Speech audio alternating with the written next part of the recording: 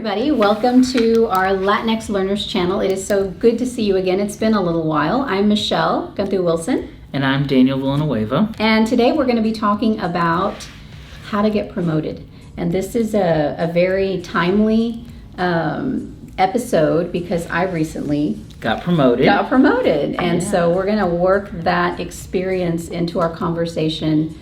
It was simultaneously exciting, exhilarating, nerve-wracking, a little bit depressing, uncomfortable. It was all of the things at one time, which is surprising because you think you're just going to be excited. But promotability relates to a lot of different things, and so we're going to take you through this topic by telling you how. Right. It's interesting. Most people, this is something you don't talk about, right? You can't necessarily talk about it with your boss. Perhaps your family doesn't know enough about higher ed. And so we wanted to come on and share just a little bit about how our experiences have shaped us and what we think we've done, what we've learned, and kind of share that with you regarding the topic of how to get promoted, right? Most oftentimes I never talked about it with my boss, right? Because they would think that I want their job, and sometimes I thought I could do a better job, and I could have, right? Goes back to and that then power sometimes there are people that you didn't want to discuss it with because they were just so much more advanced than you, right? So we thought that it would be a really good show, a really good episode to visit with you about some of the things we think you should know about how to get promoted, right? So we jotted some notes down. We talked thoroughly about it, and we've got a couple of things we want to share with you. The first thing I think that we want to cover is that there are six subtopics that we're gonna cover that will guide you, that we think would guide you to getting promoted, right? The first one is universally something we think that Latinos kind of just embrace and know, and so we just want to get that out of the way, right? Which most often we're taught as young Latinos in our family, growing up in our community, that hard work really pays off, right? And I think that for so many of us, it's ingrained in our culture. It's who we are, right? From our historical, backgrounds of our immigrants coming to the country, still coming to the country, right? Working really hard, blue-collar workers, and understanding that. And so, we wanted to get that out of the way and just acknowledge that one of the things that you have to do to get promoted is work really hard, right? And in some instances, from my perspective, as a young administrator early on in my career, I thought that was perhaps the only thing. That was the most important thing that I needed to know and that I needed to do to get promoted. And I think after a short stint in higher ed of 12 years, I've learned some things to know that it is important, but there are so many different other aspects that we're going to cover that we think you should know that have to coincide, right? It's a package deal. So hard work. Let's talk about hard work. So I associate this topic with that feeling that you get when you're running from meeting to meeting to meeting, and you catch yourself and you think, oh my gosh, why my husband will say it like, why are you out of breath? You're like on the computer. It's like, I don't know. I'm just working hard all the time. And so that feeling of working hard in our profession, it's not the same as what our parents and grandparents encountered. It's a different kind of working hard, and I think we need to highlight that and say that working hard in higher education, working hard in college, what it really means is keeping your eye on the ball and seeing the end zone, always seeing the goal, and making incremental progress daily towards meeting that goal. That's what working hard means. It doesn't mean you're out of breath, you're running from meeting to meeting. I was late today. Your fingers hurt. You're running through the parking lot, right? It's not that. No, especially not that. For us, it's definitely not that our industry is taking a physical toll on our health, right? It shouldn't. But it has to do with persistence and focus. Hard work is characterized differently in our industry. I think one of the things that oftentimes gets misconstrued is hard work is working the hours that I get paid for as well, right? And I think that one of the things that I have learned, it's kind of my personality and who I am. I enjoy work, right? My wife enjoys work. So some people might call us workaholics. I just call us people with ambition, right? But you think about it, we get paid from 8 to 5. Right. We have a lunch hour, and I never miss my lunch hour, ever. I'm going to lunch. Deuces, right? Let's go find some tacos. But that doesn't mean that I don't work 12 hours a day. Right. And it may not look the same. It may For not everyone. look behind my desk, right? It could be thinking. It could Right. be replaying meetings and how I'm going to approach a situation tomorrow. Yeah. It could be You work late. role playing. Oh yeah. Yeah, because I'll get emails and text messages like at 10 o'clock. Yeah. You know, and so I'm like asleep. I don't think people I still answer realize them. that you have to work, and hard work means working more than you're required. It does, and that's funny that you should say that, because it's something that I'm trying to teach my kids right now, all three of them, simultaneously at their different ages. Good luck. It's hard because I'm trying to teach them that you're always looking for opportunities to achieve a task and to help others. So I want them to be goal-oriented and to say, what needs to be done here? Let's do it. Yeah. I want them to be problem solvers. And so working hard has to be defined before you can. So you have to define in whatever industry you're in right now, whatever level you're in, whether you're a first generation college student going into your first semester in the spring, or you're a seasoned college, community college or university professional, what is your definition of hard work for your job description, and how are you moving towards that? And I don't think you can get promoted unless you've done the other things really well. No, I agree. Without hard work, right? I think that is foundational. Although Yes. I have seen buffoons work in higher ed who don't work hard and We get don't have promoted, right? buffoons. And you know who I'm talking about. There are no tontos in higher ed. I'll give you the list. Hold on. But understanding that, it's not exclusive and it's Yeah. not mutual in terms of promotion and hard work, right? Yes. It is foundational. Some people get around it. I don't know how, right? But for me, and my advice that I'd share with anybody is that it's foundational. You have to work hard. You do, but you cannot believe that that's the only way that you're going to No. get promoted. I have students in the classroom that work hard all semester. That does not mean that they're going to become better writers and pass my class. Right. Their level of working hard is not the same definition as mine. So, yeah. Man, you're a mean teacher. I have high standards, but I love my students. And Did you they get know emails already? No, about I your didn't grades? get any. No because- emails about your no, grades yet? No, none. Have you posted grades? Yes. Wow. I'm very transparent Either about you the process. communicated very well or your students Right there. have just walked on, I've right? been communicating. So So- let's move to the next one. Yeah, so I think one of the things that it's been difficult is moving past the idea that hard work is it, Right. right? And the next kind of 5 things that we're going to talk about are things that I think I've had to learn through bad experiences, right? That's what life is all about. That's what life is all about, right? And the number one thing that my parents could never have shared with me, primarily because they didn't work in an industry where this was much appreciated, right? My dad would always say to me, and still does, right? He would say, it's not what you know, it's who you know. Exactly. And what he meant by that, and what I couldn't understand, is that networking plays a huge role in your promotion. And when we're talking about networking, I don't necessarily think I mean networking exclusive to one kind of definition, right? It could be networking within your institution. Right. It could be networking amongst professional colleagues. It could be networking In to professional external organizations. professional organizations. And it could also be networking online. Right, which We're is gonna kind of talk a about new that one. avenue that most people are afraid of or uncomfortable with, right?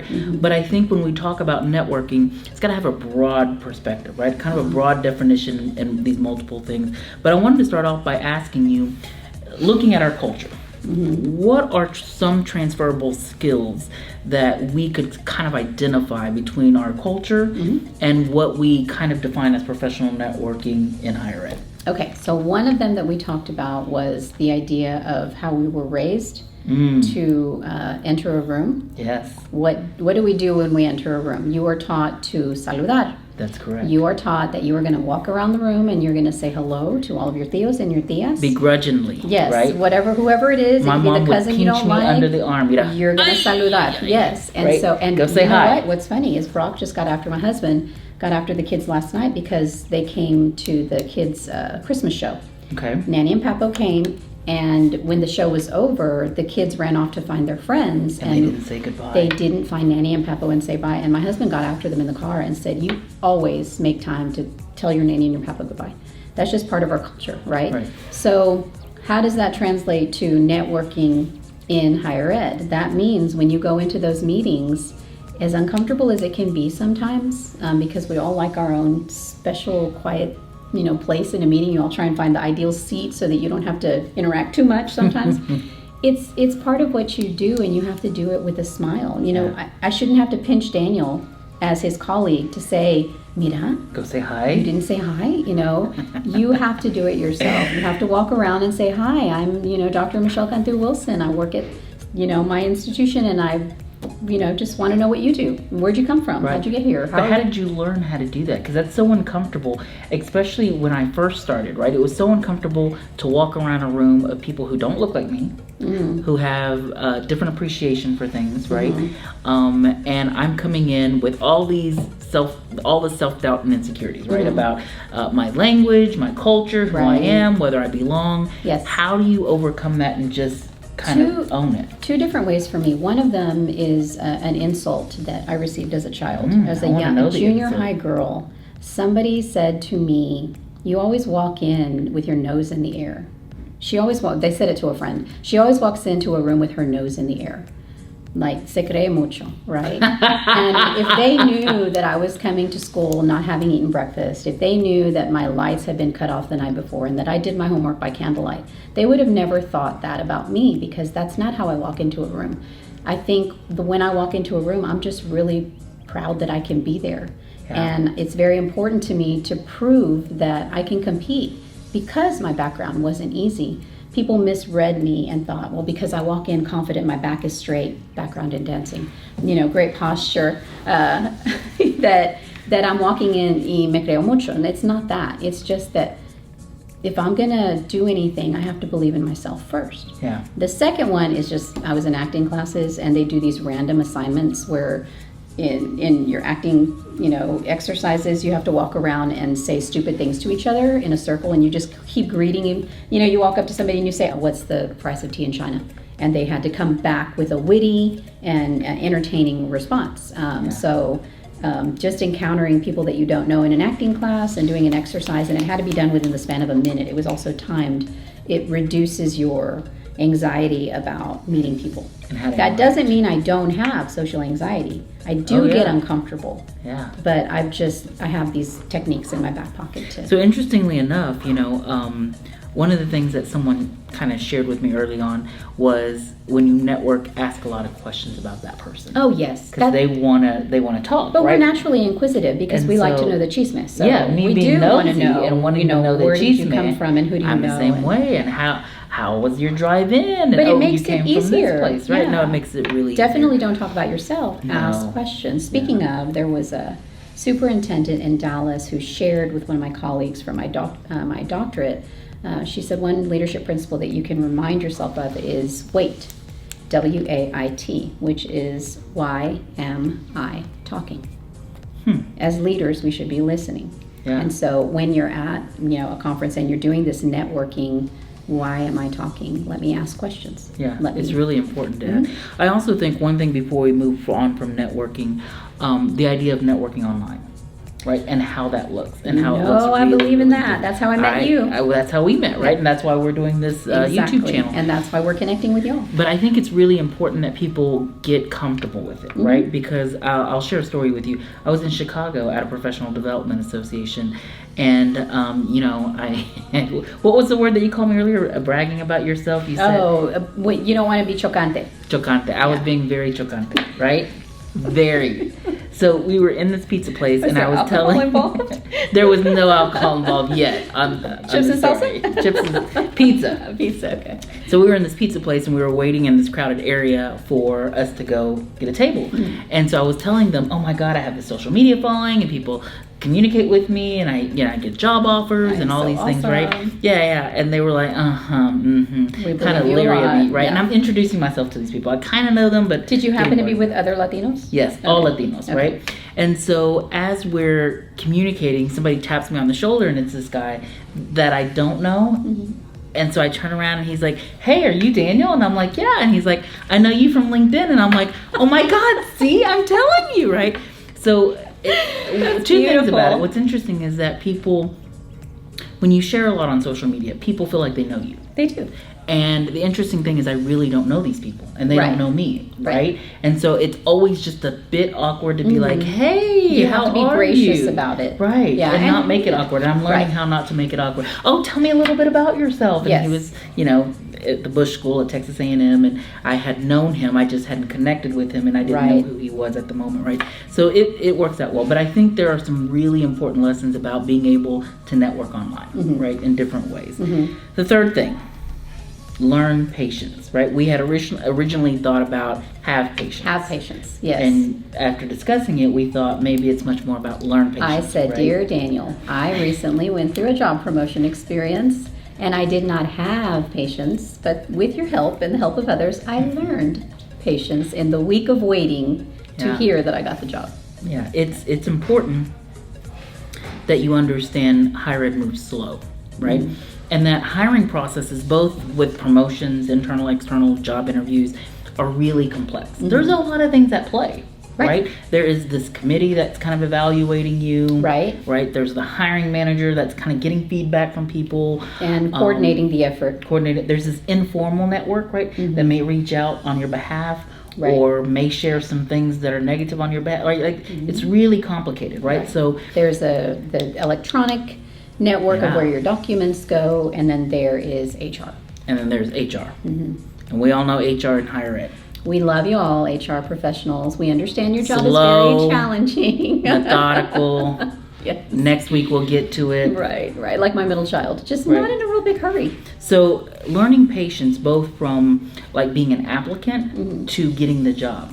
Even sometimes you may not get the job. You've got to be patient and understanding that that wasn't a good fit. And we're going to talk Right. about that. And most importantly, how timing, which is the next. We're going to just skip right over from learning Right. patience into timing, right? I think sometimes people are really advantageous about their career and they want these high expectations.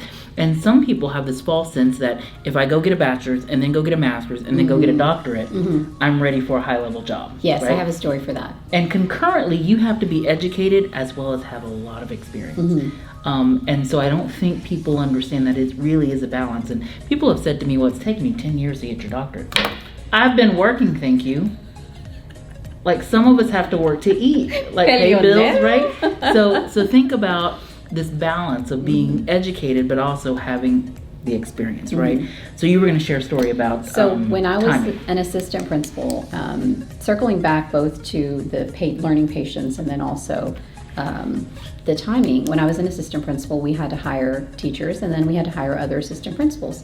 And I was kind of the lead on some of these things. So I remember interviewing even teachers who would say, you know, I would say, well, where do you see yourself? It's always one of the questions, but people who would say, well, I want to teach for 3 years and then I want to be an assistant principal for 3 years and then I want to be a principal. Wow. And I was thinking, I don't think I have the emotional bandwidth to handle your ambition, because the work of K through 12 is it's just, you have to be in the game if you're going to change lives, if you're going to capture students and meet their needs. So I remember thinking, your timing doesn't align with the goals that we have at this campus. You know, we want to know that you want to be here, because that means a lot to the community. Yeah. For low SES, you know, high at-risk communities, people sticking around means a lot and makes a difference. So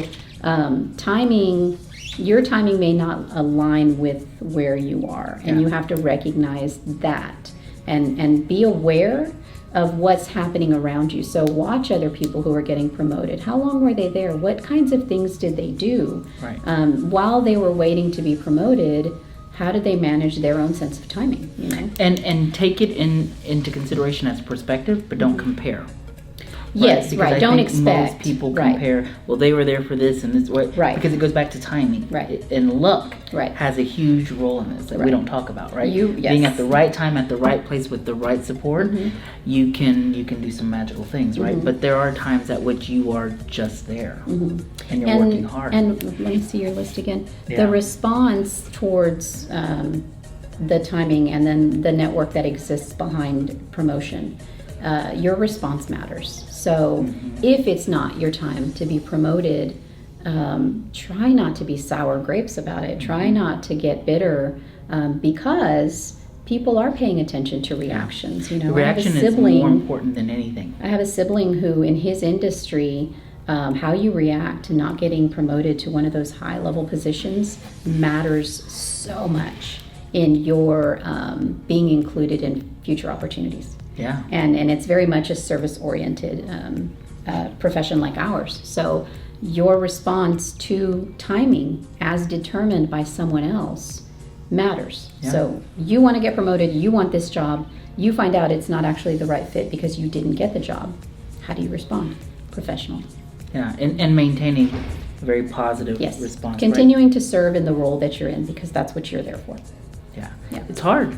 It Right? is. It's really Those hard. are offline conversations. Yeah, they You are. know, whenever I was applying for things at institutions that you knew about, and I'm like, well, dang, look at the email I got. It's another rejection. Who did I talk to? I didn't go to the institution and say, dear institution, you know, I talked to you. Yeah. And what did I say? The right job will come. Exactly. And Right? it did. It will come. Yeah. Okay, politics, right? As we are on this historic day in our Country. in our country, and the representatives are voting on impeaching the president, right? Let's talk about politics. Politics really is something that I think in our culture isn't necessarily talked about, but I think that there's a lot of things that we engage in culturally that would be transferable to this, right? But Why understanding. isn't politics talked about in our culture? Well, I think it's talked about, but in different languages, different kind of scenarios, right? When you think about politics, my parents and our culture never talked about the politics of power, Right. politics of authority, right? We talked about politics and how it impacted us, right? But it was very much from a subservient kind of perspective, Right. Like we don't engage, we don't have power, but this is what will happen to us, Right. Right? Both in society and So in sad. local communities, right? We are trying But to change that. When you think about politics, I think you really defined it well with power, right? And I think for me in an institution, one of the things that I learned is that it goes into being able to identify two things, right? Emotionally competent people Yes. and emotional intelligence. Yes. And how you deal with that and how you manage it, Yes. right? That's one. The second thing is understanding power and authority Mm-hmm. in a complex organization, right? There are people who have power to get things done, and then there are people who have the authority to get things done, right? And those are two very different things. Yes. Right? And Power sometimes is granted to you by the people who believe in you. Right. Versus force, and that's associated with authority. So I'm going to plug a book called Power versus Force. You leaders need to read it. It's fascinating, and it's how you manage the opposite principles of power, which is inherent and granted, and force, which is taken and sometimes abused. So Yeah, it's interesting because people in institutions have authority to make decisions, but sometimes they don't have the power to do it. they haven't been empowered by the people around them. Right. And some people have the power but no authority. Right. Right. And you have to figure out that balance and that I've kind of operated in caveat. that arena for a while because Yeah. as a faculty member, I didn't have authority, but You have a lot of power. Yeah, I did, and I tried to use my powers to do good. So yes, we were going to talk about something. So for politics, one of the things that we discussed previously was understanding power really means turning the lens introspectively and recognizing your own feelings about power. Yeah. So one of the examples that I gave was for a Latina, a lot of us are developing new principles, right? New wave principles on subservience.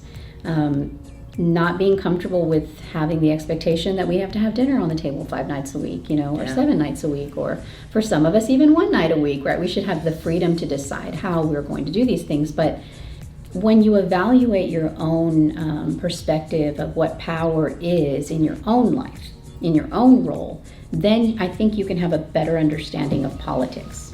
Because politics is about power, but if you don't have an opinion about power and empowerment, then how can you possibly understand or get a good read of the politics at an institution? Yeah. Emotional intelligence is what you need to rely on, but you can't develop that if you don't develop yourself. Yeah. So you do have to question, how do I feel about this power structure that I observe in my home, and I'm trying to make waves for anyone. This is my own personal story, but some people are going to go hungry because of me. Don't do that. But I'm just saying, develop an opinion about and weigh it. Like, okay, so I'm not comfortable with this, but at the same time, my family wants to eat. So, but then develop opinions about the power structures around you professionally. Yeah. What do you notice? And it's only when you notice things and have an opinion about them that you can qualify to operate in the arena of politics. Yeah, and it's scary. You cannot be, I said this to a mentee the other day. I said, you cannot be passionate about a subject and not be educated. Yeah. It just doesn't work in higher ed. Yeah, you have to be educated about it. We want the research. So the last thing we want to talk about is moving. Okay. Right, and relocating and engaging in different institutions, as well as different environments in the United States, meaning cities, communities, right? I shared this because I had an incident in which I was interviewing for a job out in Arizona, and from the get-go, I knew I wasn't going to Arizona, but they had asked me to apply. I told them I wasn't interested. They were very aggressive, so I said, I'll do a phone call, right? And as we were progressing forward, they called to say, you're the leading candidate. We'd like to know how serious you are about this. And I said, I'm not very serious, right? Yeah, good compliment, yes. And I said, I'm not very serious. I haven't, and the search agent told me, we knew from the start that you weren't a very serious candidate. And then I was all shocked, hurt, right? Like it wasn't How usual. How did you know the truth? And she said to me, one of our most difficult things is to engage with Latino leaders because they're not willing to relocate. Right. Right? And we've discussed this before. Talking about how you leave your family, how you pick up, you leave your community and relocate to another one. That's something that I think is really hard. I'm still working on it, right? But I think that to be able to get promoted, sometimes you have to go up. To go up, you have to get out. Right. Right. And that may mean not in the same city, not the same institution. Right. And thinking about, just kind of how you engage in that. It's building awareness, that in higher education, like for me, recently getting my doctorate, it's just knowing and understanding that just because you got that credential doesn't mean that you necessarily get to stay at your institution. You have to be prepared to move on. And I follow a lot of researchers and scientists on Twitter. There are all kinds of groups for like graduate students, doctoral students, and a lot of them are very science-oriented people who, in their industry, it is nothing to pick up and leave and go to a new city because that's where the research grant is at and that's what's going to pay your tuition. So I see it a lot in higher ed, and I think it can become the norm if you look for the norm.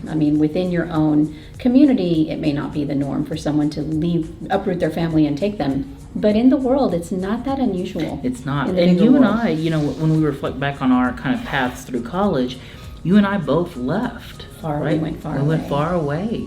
And that proved to be very beneficial for us, right? Although it was uncomfortable to be in Lubbock, Texas, and have my parents down in Central Texas. I was more excited than uncomfortable. I was excited, but it was a little uncomfortable. Yeah. First dirt storm in Lubbock, you don't know what to do. You want to call your mom.